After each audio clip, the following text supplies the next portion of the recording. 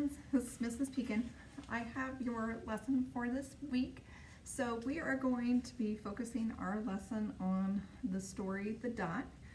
Back in 2009, a teacher started International Dot Day based on this book and what it represents. So millions of people from across the world will be celebrating on September 15th, International Dot Day. So I thought we'd also do lessons this week based on that, focusing on our creativity and sticking with something and seeing where our marks take us in life and with our creativity. So what you will need today is you will need something to paint with. If you have watercolors at home, those are great. If you don't, you can also use markers and a little water to get the same look as watercolor paint. So if you do have paints, you'll obviously need a paintbrush, a paper towel, some water. You will need eventually the Zentangle sheet as well, which I have attached on my page in my library. There's also great resources out there if you just search Zentangle. There's also a lot of how-tos, but if you just want to use what I've provided, that will work too. And then you'll just need some paper, whatever paper you have. This is where we will be starting. So take a second and gather your supplies, and I'll meet you at the demonstration table. First, you're going to start by drawing a variety of circles. You want to make sure that your circles overlap and that you use lots of different sizes.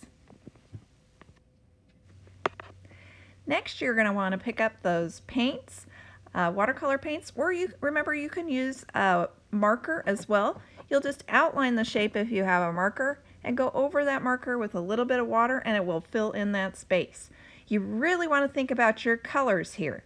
So think about just choosing maybe 3, 4, maybe max 5 colors. You want to make sure these are colors that are going to go well together.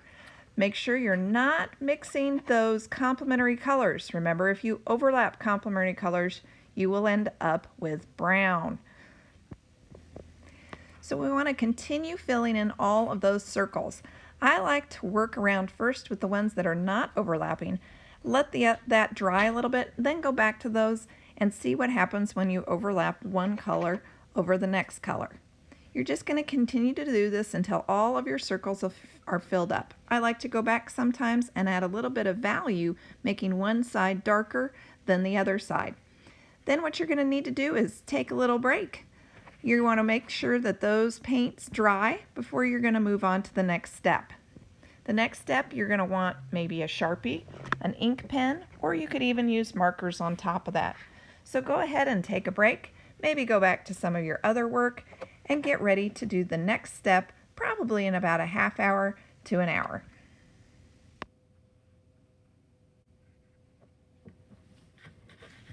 Next, you're going to want to take a look at that Zentangle sheet that's on my main library page. This will give you some examples of what we're going to be using.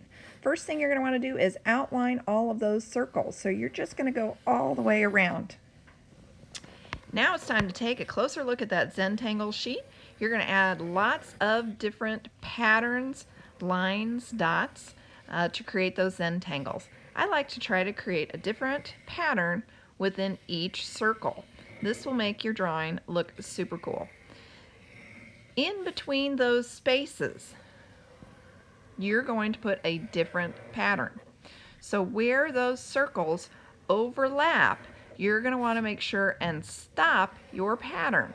We're going to go back and add a different pattern within those spaces.